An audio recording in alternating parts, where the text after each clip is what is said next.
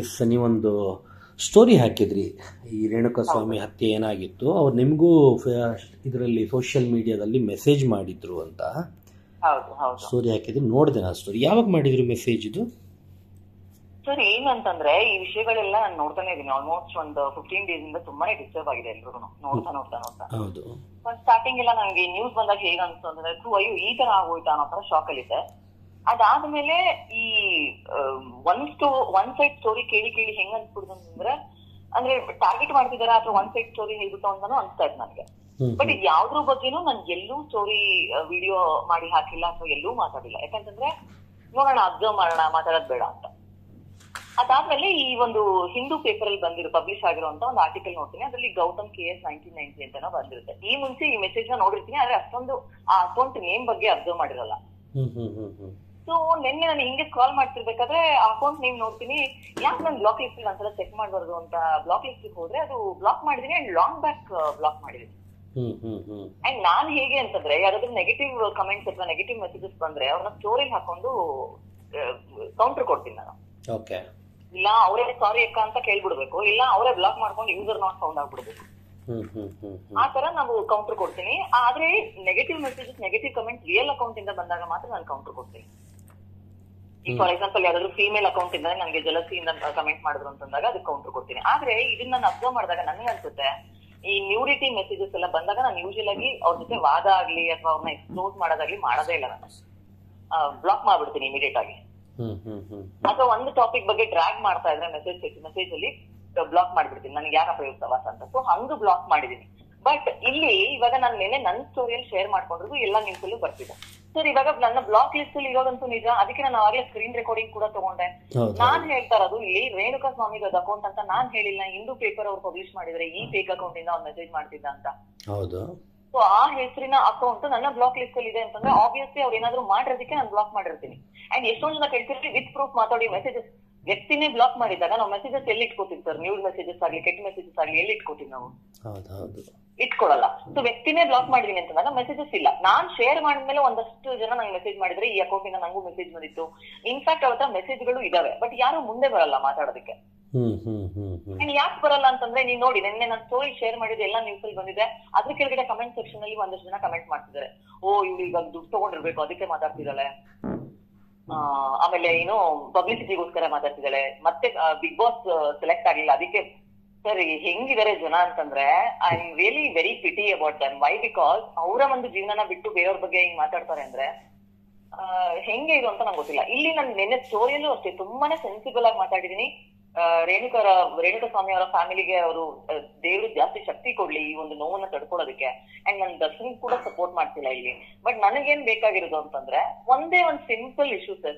ಈ cyber crime ಅವರು ಈ ಹೆಸರಿನ ಅಕೌಂಟ್ ಓಡಾಡ್ತಿದೆ ಅಲ್ವಾ, ಈ ಹೆಸರು ಓಡಾಡ್ತಿದೆ ಎಲ್ಲಾ ಕಡೆ, ಗೌತಮ್ KS 1990 ಅಂತ. ಸೊ ಆ ಅಕೌಂಟ್ ನ ಗೂಗಲ್ ಎವಿಡೆನ್ಸ್ ತಗೊಂಡು ಇನ್ಸ್ಟಾಗ್ರಾಮ್ಗೆ ಕಂಪ್ಲೇಂಟ್ ಮಾಡಿದ್ರು ಸ್ಟೇಷನ್ ಕಡೆಯಿಂದ, ಸೈಬರ್ ಕಡೆಯಿಂದ. ಆ ಅಕೌಂಟ್ ಇಂದ ಅವ್ರು ಎಷ್ಟು ಅಕೌಂಟ್ ನ ಲಾಗಿನ್ ಮಾಡಿದ್ರು ಅಂಡ್ ಯಾರ್ಯಾರಿಗೆಲ್ಲ ಮೆಸೇಜ್ ಸೆಂಡ್ ಮಾಡಿದ್ರು ಫುಲ್ ಹಿಸ್ಟ್ರಿ ಸಿಕ್ಬಿಡುತ್ತಲ್ಲ. ಅಲ್ಲ, ಅದು ಮಾಡ್ತಾ ಇದ್ದಾರೆ ಪೊಲೀಸರು. ಇನ್ಸ್ಟಾಗ್ರಾಮ್ಗೆ ಏನೋ ರಿಕ್ವೆಸ್ಟ್ ಕಳಿಸ್ಬಿಟ್ಟು. ಇನ್ನೊಂದೇನಂದ್ರೆ ಸರ್, ಈ ಇಶ್ಯೂಸ್ ಎಲ್ಲ ಆದ್ಮೇಲೆ ನಾನು ಶಾಕ್ ಅಲ್ಲಿ ಇದ್ದೆ. ಸೊ ನಾನು ಈ ವಿಚಾರದ ಬಗ್ಗೆ ಮಾತಾಡೋದೇ ಬೇಡ ಅನ್ಕೊಂಡು ನಾನು ಜಸ್ಟ್ ಅಬ್ಸರ್ವ್ ಮಾಡ್ತಾ ಇದ್ದೀನಿ. ಈ ಜನಗಳು ಏನಿದ್ದಾರೆ, ನಾನು ಯಾರಿಗೂ ಸಪೋರ್ಟ್ ಮಾಡ್ತಿಲ್ಲ ಸರ್. ಯಾರಿಗೆ ಸಪೋರ್ಟ್ ಮಾಡಿದ್ರಿಂದ ನನ್ಗೆ ಏನೂ ಲಾಭ ಇಲ್ಲ. ಆಮೇಲೆ ಪಬ್ಲಿಸಿಟಿ ಮಾಡ್ಕೋಬೇಕು ಅಂತಂದ್ರೆ ನನ್ಗೆ ಹೆಂಗ್ ಬೇಕಾದ್ರೂ ಪಬ್ಲಿಸಿಟಿ ಮಾಡ್ಕೋಬಹುದಲ್ವಾ ಸರ್ ರೀಲ್ಸ್ ಅಲ್ಲಿ?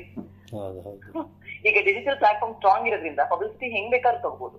ಆದ್ರೆ ನನ್ನ ಬ್ಲಾಕ್ ಲಿಸ್ಟ್ ಅಲ್ಲಿ ಇರೋದನ್ನ ನಾನು ಸ್ಟೋರಿಯಲ್ಲಿ ಶೇರ್ ಮಾಡೋದು ನ್ಯೂಸ್ ಅಲ್ಲಿ ಬರ್ತಿದೆ. ಬಟ್ ನಾನೆಲ್ಲೂ ಸಪರೇಟ್ ಆಗಿ ಬೈಟ್ಸ್ ಕೊಟ್ಟಿಲ್ಲ ಯಾರಿಗೂ. ಬಟ್ ಯಾಕೆ ಕೊಡಬಾರದು ಸ್ಟೇಟ್ಮೆಂಟ್ ಅಂತ? ಯಾಕೆ ಕೊಡಬಾರ್ದು ಅಂದ್ರೆ ನಾನು ಮೊನ್ನೆಯಿಂದ ನೋಡ್ತಾ ಇದ್ದೀನಿ ಸರ್, ಈ ಸೆಲೆಬ್ರಿಟೀಸ್ ಗಳು ಅವ್ರು ಯಾವ್ದೋ ಇವೆಂಟ್ ಅಲ್ಲಿ ಇದ್ದಾಗ ಈ ದರ್ಶನ್ ಟಾಪಿಕ್ ಬಗ್ಗೆ ಮಾತಾಡಿ ಅಂತ ಕೇಳ್ತಿದ್ರೆ ಅವ್ರು ಮಾತಾಡ್ತಿಲ್ಲ. ಮಾತಾಡಿದ್ರೆ ಏನ್ ಮಾಡ್ತಾರೆ ಅಂದ್ರೆ ನೆಗೆಟಿವ್ ತಮ್ನೇಲ್ ಹಾಕ್ಬಿಟ್ಟು ಅವ್ರು ಮಾತಾಡೋದಕ್ಕೆ ಇನ್ನೊಂದೇನೋ ಒಂದಷ್ಟು ಮಸಾಲ ಆಡ್ ಮಾಡಿ ಅದನ್ನ ಪೋಸ್ಟ್ ಮಾಡ್ತಾರೆ. ಮಾತಾಡದೇ ಇದ್ರೆ ಹೆಂಗಾಗ್ತಿದೆ ಅಂತಂದ್ರೆ ಸುಖದಲ್ಲಿ ಇದ್ರು ಕಷ್ಟದಲ್ಲಿ ಇಲ್ಲ ಅಂತಾನು ಮಾತಾಡ್ತಾರೆ. ಇದು ನನಗೆ ಹೆಂಗೆ ಈ ಜನಗಳ ಮಧ್ಯೆ ಬದುಕೋದು ಅಂತ ಗೊತ್ತಾಗ್ತಿಲ್ಲ. ಅಂದ್ರೆ ಮಾತಾಡಿದ್ರೆ ಪಬ್ಲಿಸಿಟಿ ಅಂತ ಹೇಳ್ತಾರೆ, ಅಥವಾ ಸಪೋರ್ಟ್ ಮಾಡ್ತಿದ್ದಾರೆ ಅಂತ ಹೇಳ್ತಾರೆ, ಅಥವಾ ಸಮರ್ಥನೆ ಮಾಡ್ಕೊತಿದ್ದಾರೆ ಅಂತ ಹೇಳ್ತಾರೆ. ಮಾತಾಡದೆ ಹಂಗೆ ಇದ್ರೆ ಇದಕ್ಕೆ ಯಾಕೆ ವಾಯ್ಸ್ ರೇಸ್ ಮಾಡ್ತಿಲ್ಲ ಇವರು, ಇದ್ರ ಬಗ್ಗೆ ಯಾಕೆ ವಿಡಿಯೋ ಮಾಡ್ತಿಲ್ಲ ಅಂತ ಹೇಳ್ತಾರೆ. ಸೊ ನನ್ಗೆ ಹೆಂಗ್ ಅನ್ಸ್ತಿದೆ ಅಂದ್ರೆ ಇವಾಗ ಏನು ಮಾತಾಡ್ಬೇಕಾ ಅಥವಾ ಮಾತಾಡ್ಬಾರ್ದ? ಇಷ್ಟೆಲ್ಲ ಒಂದು ಮೆಸೇಜ್ ನ ವಿಷಯಕ್ಕೆ ಅಥವಾ ಕಮೆಂಟ್ ಗಳ ವಿಷಯಕ್ಕೆ ಒಂದು ಕೊಲೆಯ ಲೆವೆಲ್ ವರ್ಗೂ ಹೋಗಿದೆ ಅಂತಂದ್ರು ಇನ್ನೂ ಕಮೆಂಟ್ ಸೆಕ್ಷನ್ ಅಲ್ಲೇ ಜನ ಬಿದ್ದು ಸಾಯ್ತಾ ಇದಾರೆ ಅಂತಂದ್ರೆ ಇದಕ್ಕೆ ಏನ್ ಹೇಳೋಣ, ಇದಕ್ಕೆ ಯಾರು ಹೊಣೆ ಅಂತ. ಬಿಕಾಸ್ ನನಗೆ ಆಲ್ಮೋಸ್ಟ್ ಸರ್ ಒಂದ್ ಹೆಂಗ್ಸು 1 ತಿಂಗಳು ಹಿಂಸೆ ಕೊಟ್ಟಿದ್ದಾಳೆ ಪರ್ಸನಲ್ ವಿಷಯದ ಬಗ್ಗೆ, ಪ್ಯಾರಾಗ್ರಾಫ್ ಗಟ್ಲೆ ಕಮೆಂಟ್ ಮಾಡ್ಕೊಂಡು.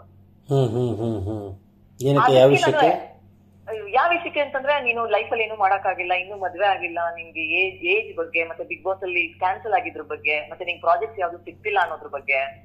ಅಂದ್ರೆ ಯಾರು unknown person social media? Unknown ಅಲ್ಲ ಸರ್, ರಿಯಲ್ ಅಕೌಂಟ್. ಯಾರೋ ರಿಯಲ್ ಅಕೌಂಟ್, ಅವರ ಒಂದು ಬಯೋಲಿ ಆರ್ಕಿಟೆಕ್ಟ್ ಅಂತ ಹಾಕೊಂಡಿರ್ತಾರೆ, ಮ್ಯಾರಿಡ್, ಅವ್ರಿಗೂ ಒಂದು ಮಕ್ಕಳಿದ್ದಾರೆ. ನಾನೇನ್ ಆಮೇಲೆ ನಾನು ಲೈವ್ ಬಂದೆ ಸರ್, ಆಯ್ತಮ್ಮ ಇಷ್ಟು ದ್ವೇಷ ಏನಕ್ಕೆ ನನ್ನ ಮೇಲೆ, ಲೈವ್ ಬಂದೆ ಹೇಳ್ಬಿಡಿ ಎಲ್ಲದನ್ನು ಏನಕ್ಕೆ ದ್ವೇಷ ಅಂತ. ಬಟ್ ಲೈವ್ ಜಾಯ್ನ್ ಆಗಲ್ಲ, ಪ್ಯಾರಾಗ್ರಾಫ್ ಗಟ್ಲೆ ಕಮೆಂಟ್ ಮಾಡ್ತಾರೆ. ಸೊ ಅದಕ್ಕೆ ನಾನೇನ್ ಮಾಡಿದೆ, ಬಸವೇಶ್ವರ ಪೊಲೀಸ್ ಸ್ಟೇಷನ್ ಹೋಗಿ ಸೈಬರ್ ಕಂಪ್ಲೇಂಟ್ ಕೊಟ್ಟೆ ಆ ಅಮ್ಮ ಮೇಲೆ, ಆ ಅಕೌಂಟ್ ಮೇಲೆ. 13 ದಿನ ಫಾಲೋ ಅಪ್ ಮಾಡಿದೀನಿ ಸರ್, ಬಟ್ ಯಾವ್ದೇ ರೀತಿ ಅಪ್ಡೇಟ್ಸ್ ಇಲ್ಲ ಸರ್ ನನ್ಗೆ. ಆಮೇಲೆ ಇದಕ್ಕೂ ಮುಂಚೆ ಕೊರೋನಾ ಟೈಮ್ ಅಲ್ಲಿ ತುಂಬಾನೇ ಟ್ರಾಲ್ಸ್ ಆಗ್ತಿತ್ತು. ನಾವು ಒಂದು 25 ಜನ ಇನ್ಫ್ಲೂಯೆನ್ಸರ್ಸ್ ಏನಿದೀವಿ, ಅಂದ್ರೆ ಟಿಕ್ಟಾಕ್ ಅಲ್ಲಿ ಇದ್ವಿ ನಾವು, ಟಿಕ್ಟಾಕ್ ಅಲ್ಲಿ ತುಂಬಾನೇ ಟ್ರಾಲ್ ಆಗ್ತಿತ್ತು. ಸರಿ, 25 ಜನ ಇನ್ಫ್ಲೂಯೆನ್ಸರ್ಸ್ ಸೇರಿ 25 ರಿಟರ್ನ್ ಕಂಪ್ಲೇಂಟ್ ಕೊಟ್ಟು, ಅವ್ರು ಮಾಡಿದಂತ ಮಾರ್ಫಿಂಗ್ ಇಮೇಜಸ್ ಇರ್ಬೋದು ಅಥವಾ ಕೆಟ್ಟ ಟ್ರಾಲ್ಸ್ ಗಳನ್ನೆಲ್ಲ ಪೆನ್ ಡ್ರೈವ್ ಅಲ್ಲಿ ಹಾಕಿ, ಸಿಡಿ ಅಲ್ಲಿ ಹಾಕಿ, ಅದನ್ನೆಲ್ಲ ಪ್ರೂಫ್ ತರ ಪ್ರೊವೈಡ್ ಮಾಡಿ ನಾವು DCP ಎಲ್ಲಾನು ಮೀಟ್ ಮಾಡಿದೀವಿ. ಬಟ್ ಎಲ್ರು ಏನ್ ಹೇಳ್ತಾರೆ ಅಂದ್ರೆ, ಅಲ್ಲಿ ಹೋದಾಗ ಸೋಷಿಯಲ್ ಮೀಡಿಯಾ ಏನಕ್ಕೆ ಅಂತ ಕೇಳ್ತಾರೆ. ಬಟ್ ಇದಕ್ಕೆ ಸೊಲ್ಯೂಷನ್ ಹುಡ್ಕಕ್ ಆಗಲ್ವಾ ಅಂತ ನಾನ್ ಹೇಳುದು. ಅಂಡ್ ನಾರ್ಮಲ್ ಕಮೆಂಟ್ಸ್, ಮೆಸೇಜ್, ಈ ಕಂಪ್ಲೇಂಟ್ ಏನಿದೆ ಅದನ್ನ ತುಂಬಾನೇ ಲೈಟ್ ಆಗಿ ತಗೋತಾರೆ ಸ್ಟೇಷನ್ ಅಲ್ಲಿ ಸರ್, ತುಂಬಾನೇ ಲೈಟ್ ಆಗಿ ತಗೋತಾರೆ. ಅದಕ್ಕೆ ನಾನೇ ಸಾಕ್ಷಿ, ನನ್ನ ಹತ್ರ ಇನ್ನ FIR ಕಾಪಿ ಇದೆ ನಾನು ಹಾಕಿರೋದು. ಅಂಡ್ ಇವಾಗ ನೀವು ಈ ಸ್ಟೋರಿ ರೇಣುಕಾಸ್ವಾಮಿ ಬಗ್ಗೆ ಏನೋ ನನಗೂ ಮೆಸೇಜ್ ಮಾಡಿದ್ದ, ಬ್ಲಾಕ್ ಮಾಡಿದ್ದೆ ಅಂತ ಸ್ಟೋರಿ ಹಾಕದ್ಮೇಲೆ ಅಲ್ಲಿ ಏನ್ ಮೆಸೇಜ್ ಮಾಡಿದ್ದಾರೆ, ಅಲ್ಲೇನ್ ಕಮೆಂಟ್ ಮಾಡಿದ್ದಾರೆ? ಸರ್ ನಾನು ಖಂಡಿತವಾಗ್ಲೂ ಯಾರನ್ನೂ ಸುಮ್ಮನೆ ಬ್ಲಾಕ್ ಮಾಡಲ್ಲ ಸರ್. ಏನಾದ್ರು ಕೆಟ್ಟ ಮೆಸೇಜಸ್ ಬಂದಿದ್ರೆ ಮಾತ್ರ ನಾನು. ಆ ಸ್ಟೋರಿಗೆ ಏನ್ ಕಮೆಂಟ್ಸ್ ಬಂದಿದೆ ನಿಮ್ಗೆ? ಮೆಸೇಜಸ್ ಮತ್ತು ಕಮೆಂಟ್ಸ್ ಆ ಸ್ಟೋರಿ ಬಂದಿಲ್ಲ. ಈಗ ನ್ಯೂಸ್ ಅಲ್ಲಿ ಬರ್ತಿದ್ಯಲ್ಲ, ಅದಕ್ಕೆ ಏನ್ ಕಮೆಂಟ್ ಬಂದಿದೆ ಅಂತಂದ್ರೆ, ಓ ಪಬ್ಲಿಸಿಟಿಗೋಸ್ಕರ ಈ ತರ ಮಾಡ್ತಿದ್ದಾಳೆ, ಇಷ್ಟ ದಿನ ಎಲ್ಲಿದ್ಯಮ್ಮ, ಎಲ್ಲಮ್ಮ ಇದ್ದೆ, ಇಷ್ಟ ದಿನ ಎಲ್ಲಿದ್ಯಮ್ಮ ಅಂತಂದ್ರೆ ನಾನು ನಮ್ಮ ಮನೆಯಲ್ಲೇ ಇದ್ದೆ. ಆದ್ರೆ ಅಕೌಂಟ್ ನೇಮ್ ನೋಡ್ಬಿಟ್ಟು ನಾನು ನಿನ್ನೆ ಚೆಕ್ ಮಾಡಿದೆ ಬ್ಲಾಕ್ ಲಿಸ್ಟ್ ಅಲ್ಲಿ. ಆಮೇಲೆ ದುಡ್ಡು ಇಸ್ಕೊಂಡು, ಆತರ ಕೆಟಗರಿಗೆ ಸೇರಿದವ್ರೆ ಅಲ್ಲ ಸರ್ ನಾವು. ದುಡ್ಡು ಇಸ್ಕೊಂಡು ಏನೋ ಮಾತಾಡೋದು ಆ ತರದ್ ಇಲ್ಲ. ನನ್ನ ಫಾಲೋ ಮಾಡೋರ್ಗೆ ಗೊತ್ತಿರುತ್ತೆ ನಾನು ಹೇಗೆ ಅಂತ. ಯಾವಾಗ್ಲೂ ವಾಯ್ಸ್ ಔಟ್ ಮಾಡ್ತೀನಿ. ಈವನ್ ಬಿಗ್ ಬಾಸ್ ಇಂದ ಬಂದ್ಮೇಲೂ ನೀವು ಯಾವ್ದೇ ಆರ್ಟಿಸ್ಟ್ ಗಳನ್ನ ತಗೊಂಡ್ರು ಅಲ್ಲಿನ ರಿಯಾಲಿಟಿನ ಯಾರು ಶೇರ್ ಮಾಡ್ಕೊಳಲ್ಲ ಆಚೆ ಬಂದ್ಮೇಲೆ. ಬಟ್ ನಾನ್ ಬಂದ್ಮೇಲೆ ಇದ್ದಿದ್ದು ಏನಾಯ್ತು, ನನಗೆ ಮೋಸ ಆಯ್ತು ಅಂತ ಬಡ್ಕೊಂಡ್ ಸಾಯ್ತಾ ಇದ್ರು. ಜನಕ್ಕೆ ಅರ್ಥ ಆಗ್ತಿಲ್ಲ, ಹೌದು ನಾನು ಹೇಳ್ತಿರೋದು ಸತ್ಯ ಅಂತ. ಜನ ಬಿಗ್ ಬಾಸ್ ನ ನಂಬ್ತಾರ ಹೊರತು ನಾನ್ ಹೇಳಿದ್ರೆ ನಾನು ನಂಬಲ್ಲ ಸರ್. ಬಟ್ ಆಗಿರೋ ನೋವು ನಮ್ಗೆನೆ. ಫಾರ್ ಎಕ್ಸಾಂಪಲ್ ಯಾವ್ದೋ ಒಂದು ಸ್ಟೇಜ್ ಕರ್ಸಿ ನಿಮ್ಗೆ ಟೆಲಿಕಾಸ್ಟ್ ಆಗತ್ತೆ ಅಂತಾನು ಹೇಳಿದ್ರೆ ಡಿಫೇಮ್ ಮಾಡಿ ಕಳಿಸ್ತಾರೆ ಅಂತಂದ್ರೆ ಅದ್ ನನ್ಗೆ ಅವಮಾನನೇ. ಅದ್ರ ಜೊತೆಗೆ ನಮ್ಮ ತಾಯಿನೂ ಕೂಡ ಇನ್ಕ್ಲೂಡ್ ಮಾಡ್ಕೋತಾರೆ ವಿಟಿಯಲ್ಲಿ. ಅವ್ರಿಗೆಲ್ಲ ಏನೋ ಮಾನಸಿಕವಾಗಿ ನೋವಾಗಲ್ವಾ ಸರ್ ಹಂಗೆಲ್ಲ ಮಾಡಿದಾಗ? ನಾನ್ ಹೇಳ್ದನ್ ಯಾಕೆ ನಂಬಲ್ಲ ಅಂತಂದ್ರೆ, ತುಂಬಾ ದೊಡ್ಡ ಶೋ ಅದು, ದೊಡ್ಡವ್ರು ನಡ್ಸ್ಕೊಡ್ತಾ ಇದಾರೆ, ದೊಡ್ಡ ಪ್ಲಾಟ್ಫಾರ್ಮ್ ಅದು. ಯಾಕಂದ್ರೆ ನಾನ್ ಚಿಕ್ಕೋಳು ತುಂಬಾ, ನನ್ನ ನಂಬಲ್ಲ. ಅಲ್ಲಿಂದ ಕ್ಯಾನ್ಸಲ್ ಆಗಿ ಬಂದ್ಮೇಲೆ ಹೊಟ್ಟೆ ಊರಿಗೆ ಮಾತಾಡ್ತಾ ಇದೀನಿ ಅಂತ ಅನ್ಕೋತಾರೆ. ಈಗ್ಲೂ ಇದ್ರ ಬಗ್ಗೆ ನಾನು ನನ್ನ ಸ್ಟೋರಿಲಿ ಹಾಕೊಂಡಿದ್ದು ನ್ಯೂಸ್ ಅಲ್ಲಿ ಬಂದ್ರು ಅದ್ರ ಕೆಳಗಡೆ ಬಿಗ್ ಬಾಸ್ ವಿಷಯ ಎತ್ತಾರೆ. ಏನ್ ಹೇಳೋಣ ಸರ್ ಇವಾಗ? ಅಂದ್ರೆ ಏನು ಜನದ ಪ್ರಕಾರ ಏನು, ನಮ್ಗಾಗಿರೋ ನೋವು ಅಥವಾ ಸತ್ಯನ ಹೇಳ್ಕೊಳ್ಳೇಬಾರ್ದ? ಅದಕ್ಕೆ ಸರ್ ಯಾರು ಮಾತಾಡಲ್ಲ, ಯಾರು ಬೈಸ್ಕೊಡಲ್ಲ. ಇವಾಗ ನೋಡಿ ಎಷ್ಟೊಂದ್ ಜನ ನನಗ್ ಮೆಸೇಜ್ ಮಾಡ್ತಿದ್ದಾರೆ, ಓ ನನಗೂ ಈ ಅಕೌಂಟಿನ ಮೆಸೇಜ್ ಬಂದಿದೆ ಅಂತ. ಬಟ್ ಅವ್ರಿಗೆ ನಾನು ಕೇಳ್ಕೊಂಡಾಗ ಸ್ಟೋರಿಯಲ್ಲಿ ಶೇರ್ ಮಾಡಿ ಅಂತಂದಾಗ, ಅಯ್ಯೋ ಬಿಡಿ ನಮ್ಗೆ ಯಾಕೆ, ಈಗೇನ್ ಸತ್ತಿರೋರಿಗೆ ಶಿಕ್ಷೆ ಕೊಡಕ್ಕಾಗತ್ತಾ ಅನ್ನೋ ತರ ಹೇಳ್ತಾರೆ. ಸರ್ ನನಗೆ ಆ ವ್ಯಕ್ತಿ ಯಾರಂತ ಗೊತ್ತಿಲ್ಲ, ಆ ವ್ಯಕ್ತಿ ಬಗ್ಗೆ ನನ್ಗೆ ಏನು ಇಲ್ಲ, ಅಥವಾ ಈ ಅಕೌಂಟ್ ಆ ವ್ಯಕ್ತಿದ ಇಲ್ವಾ ಅನ್ನೋದು ನಂಗೆ ಗೊತ್ತಿಲ್ಲ. ಬಟ್ ಆ ಪೇಪರ್ ಅಲ್ಲಿ ಪಬ್ಲಿಷ್ ಆಗಿತ್ತು ಈ ಒಂದು ಫೇಕ್ ಅಕೌಂಟ್ ಇಂದ ಅವ್ನು ಟೆಕ್ಸ್ಟ್ ಮಾಡ್ತಿದ್ದ ಅಂತ ಪವಿತ್ರ ಗೌಡ ಅವ್ರಿಗೆ ಆ ತರ ಪಬ್ಲಿಷ್ ಆಗಿದೆ. ಸೊ ನಾನು ಹೇಳೋದು ಸರ್, ಒನ್ ಸೈಡ್ ಸ್ಟೋರಿ ಸಾಕಾಗಿದೆ ನಮಗೂ ನೋಡಿ ನೋಡಿ. ಇನ್ನೊಂದ್ ಸೈಡ್ ಸ್ಟೋರಿನ ತೋರಿಸಿ, ಇನ್ನೊಂದ್ ಸೈಡ್ ಸ್ಟೋರಿನ ತೋರಿಸಿ. ಅಂಡ್ ಇಷ್ಟೊಂದು ಅಪ್ಡೇಟ್ ಆಗಿದ್ವಿ ನಾವು. ನೀವು ಉಪೇಂದ್ರ ಅವ್ರ ಪೋಸ್ಟ್ ನೋಡಿರ್ಬೋದು. ಅವ್ರೇನ್ ಹೇಳಿದ್ರು, ಡೈರೆಕ್ಟ್ ಲೈವ್ ಟೆಲಿಕಾಸ್ಟ್ ಮಾಡ್ಬಿಟ್ರೆ ಇನ್ನ ಚೆನ್ನಾಗಿ ನೋಡ್ತಾರೆ ಜನ ಅಂತ. ಅದು ಬೇಡ ಸರ್, ಲೈವ್ ಟೆಲಿಕಾಸ್ಟ್ ಮಾಡಕ್ ಆಗಲ್ಲ, ಹೌದು ಒಪ್ಕೋತೀನಿ. ಅಟ್ಲೀಸ್ಟ್ ಏನ್ ಆಗ್ತಿದೆ, ಸೈಬರ್ ಕ್ರೈಮ್ ಅವರು ಒಂಚೂರು ಈ ಒಂದು ಅಕೌಂಟ್ ಬಗ್ಗೆ ವಿಚಾರಿಸ್ಕೋಬಹುದಲ್ವಾ ಸರ್, ಮೆಸೇಜ್ ಹೋಗಿದೆ ಇದರಿಂದ ಅಂತ. ಕಾನೂನಡಿಯಲ್ಲಿ ಕೆಲವೊಂದಕ್ಕೆ ಹೀಗೆ ನಡಿಬೇಕು ಅನ್ನೋ ಒಂದು ಕೆಲವೊಂದು ಟರ್ಮ್ಸ್ ಅಂಡ್ ಕಂಡೀಷನ್ಸ್ ಇರುತ್ತೆ. ಹೌದು ಸರ್, ಬೈಟ್ಸ್ ನಾನು ಏನಕ್ಕೆ ಶೇರ್ ಮಾಡಲ್ಲ ಅಂತ ಅಂದ್ರೆ ನನ್ಗೆ ಆಹಾರ ಆಗೋದಕ್ಕೆ ಇಷ್ಟ ಇಲ್ಲ ಸರ್ ಯಾರ್ದೋ ಮಾತಿಗೆ. ಅಂಡ್ ಎಲ್ಲೋ ಫೇಕ್ ಇವ್ರುಗಳು ಫೇಕ್ ಅಕೌಂಟ್ ಇಟ್ಕೊಂಡಿರ್ತಾರೆ, ಪ್ರೈವೇಟ್ ಅಕೌಂಟ್ ಇಟ್ಕೊಂಡಿರ್ತಾರೆ. ನಾವ್ ಇವ್ರನ್ನ ಮೆನ್ಷನ್ ಕೂಡ ಮಾಡಕ್ ಆಗಲ್ಲ ಕಮೆಂಟ್ ಸೆಕ್ಷನ್ ಅಲ್ಲಿ. ನಿಮ್ಮದೆಲ್ಲ ಪ್ರೈವೇಟ್ ಆಗಿ ಇಟ್ಕೊಂಡು ಬೇರೆಯವ್ರ ಪರ್ಸನಲ್ ಬಗ್ಗೆ, ಬೇರೆಯವರ ಒಪಿನಿಯನ್ ಬಗ್ಗೆ ಪಬ್ಲಿಕ್ ಅಲ್ಲಿ ಡಿಬೇಟ್ ಮಾಡೋದು ಎಷ್ಟು ಚಂದ ಇರುತ್ತೆ. ಇವಾಗ ನೋಡಿ, ಕಮೆಂಟ್ಸ್ ಅಥವಾ ನೆಗೆಟಿವ್ ಮೆಸೇಜ್ಗೆ ಒಂದು ಕೊಲೆ ಆಗೋ ಲೆವೆಲ್ ವರ್ಗೂ ಹೋಗಿದೆ. ಇನ್ನೂ ಕೂಡ ಈ ಜನಗಳಿಗೆ ಅರ್ಥ ಆಗ್ತಿಲ್ವಾ? ಕಮೆಂಟ್ ಮಾಡೋದೇ ಕಾಯ್ಕನ ಅವ್ರದ್ದು, ಅಥವಾ ಯಾರು ಸಂಬಳ ಕೊಡ್ತಾ ಇದಾರೆ ಇವ್ರುಗಳಿಗೆಲ್ಲ ಕಮೆಂಟ್ ಮಾಡೋದಕ್ಕೆ? ಇವಾಗ ನನ್ಗೆ ದುಡ್ಡಿಸ್ಕೊಂಡು ಮಾತಾಡದೆ ಅಂತ ಹೇಳ್ತಾರಲ್ವಾ, ಇವ್ರುಗಳಿಗೆಲ್ಲ ಯಾರು ಸಂಬಳ ಕೊಡ್ತಿದ್ದಾರೆ ನನ್ ವಿರುದ್ಧವಾಗಿ ಮಾತಾಡೋದಕ್ಕೆ? ಈ ತರ ಇದ್ದಾಗ ಯಾರಕ್ ತಾನೇ ಶೇರ್ ಮಾಡ್ಕೋಬೇಕು ಅಂತ ಅನ್ಸುತ್ತೆ ಸರ್, ಯಾರಕ್ ತಾನೇ ಶೇರ್ ಮಾಡ್ಕೋಬೇಕು ಅಂತ ಅನ್ಸುತ್ತೆ. ಅಂಡ್ ಈಗ ಎಲ್ಲಾರು ಒಂಥರ ಒಂದ್ ಮೆಸೇಜ್ ಅಲ್ವಾ, ಒಂದ್ ಕಮೆಂಟ್ ಅಲ್ವಾ, ಬಿಟ್ಬಿಡ್ಬೋದಿತ್ತು, ಹಂಗ್ ಮಾಡ್ಬೋದಿತ್ತು, ಹಿಂಗ್ ಮಾಡ್ಬೋದು. ಬಟ್ ಪಾಸಿಟಿವ್ ಮೆಸೇಜ್ ನಮ್ಗೆ ಯಾವ ತರ ಇಂಪ್ಯಾಕ್ಟ್ ಆಗುತ್ತೋ ಹಾಗೆ ನೆಗೆಟಿವ್ ಮೆಸೇಜ್ ಇಂಪ್ಯಾಕ್ಟ್ ಆಗುತ್ತೆ ಸರ್. ಅದಕ್ಕೆ ನಾನು ನನ್ನ ಸ್ಟೋರಿಯಲ್ಲೂ ಕೂಡ ಹೇಳಿದ್ರಿ, ಎಷ್ಟೊಂದ್ ಜನ ಕೇಳ್ತಾರೆ ನೆಗೆಟಿವ್ ಮೆಸೇಜಸ್ ಅಥವಾ ನ್ಯೂಡ್ ಮೆಸೇಜಸ್ ಹೇಗ್ ಅನ್ಸುತ್ತೆ ನಿಮ್ಗೆ ಅಂತ. ನನಗ್ ಒಂದೇ ಅನ್ಸೋದು ಸರ್, ಆನ್ಲೈನ್ ರೇಪ್ ತರ sir. This is nothing but ಏನಂತಾರೆ ಆನ್ಲೈನ್ ರೇಪ್. ಮಾನಸಿಕವಾಗಿ ಒಬ್ರನ್ನ ಆನ್ಲೈನ್ ಅಲ್ಲಿ ಹೇಗ್ ರೇಪ್ ಮಾಡ್ಬೋದು ಅನ್ನೋದು ಅವ್ರಿಗೆ ಒಂದು ಏನೋ ಇಮೇಜಸ್, ಪ್ರೈವೇಟ್ ಇಮೇಜಸ್ ಕಳಿಸಿ, ಅಥವಾ ಇನ್ನೊಂದು ನ್ಯೂಡಿಟಿ ಕಳಿಸಿ, ಅಥವಾ ಇನ್ನೊಂದು ಕೆಟ್ಟದಾಗಿ ಅವ್ರನ್ನ ಹ್ಯಾರಾಸ್ ಮಾಡಿ, ಅವರ ಒಂದು ಪರ್ಸನಲ್ ಲೈಫ್ ಬಗ್ಗೆ ಕಮೆಂಟ್ ಸೆಕ್ಷನ್ ಅಲ್ಲಿ ಮಾತಾಡಿ, ಈ ತರ ಒಂದು ಆನ್ಲೈನ್ ರೇಪ್ ಅಂತಾನೆ ಹೇಳ್ಬೋದು ಇದನ್ನ. ಇನ್ನೇನು ಹೇಳಕ್ಕಾಗಲ್ಲ. ಅಂಡ್ ನಾನು ಇಲ್ಲಿ ದರ್ಶನ್ ಸರ್ ಫ್ಯಾನ್ ಅಲ್ಲ, ಯಾರ್ ಫ್ಯಾನು ಅಲ್ಲ ಸರ್. ನನ್ ಬಿಗ್ ಬಾಸ್ ಆದ್ಮೇಲೆ ಅದನ್ನ ನನ್ ಮೆಚುರಿಟಿ ಬಂದ್ಬಿಡ್ತು, ಯಾರ್ ಫ್ಯಾನು ಆಗ್ಬಾರ್ದಪ್ಪ ಅಂತ, ನಮ್ ಜೀವನ ನಮ್ಗೆ ಅಂತ.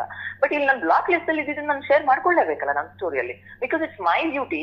ಬಿಕಾಸ್ ಇಷ್ಟೊಂದ್ ಜನ ನನ್ನ ಫಾಲೋ ಮಾಡ್ತಿರ್ತಾರೆ, ಇರೋದನ್ನ ಯಾವಾಗ್ಲೂ ನಾನು ಶೇರ್ ಮಾಡ್ಕೊಳ್ಳೋಳು. ಬಿಕಾಸ್ ನಾನ್ ಶೇರ್ ಮಾಡ್ಕೊಂಡ್ರೆ ಆ ಅಕೌಂಟ್ ಎಷ್ಟ್ ಜನ ಬ್ಲಾಕ್ ಲಿಸ್ಟ್ ಅಲ್ಲಿ ಇದೆಯೋ ಅವ್ರು ಚೆಕ್ ಮಾಡ್ಕೋತಾರೆ.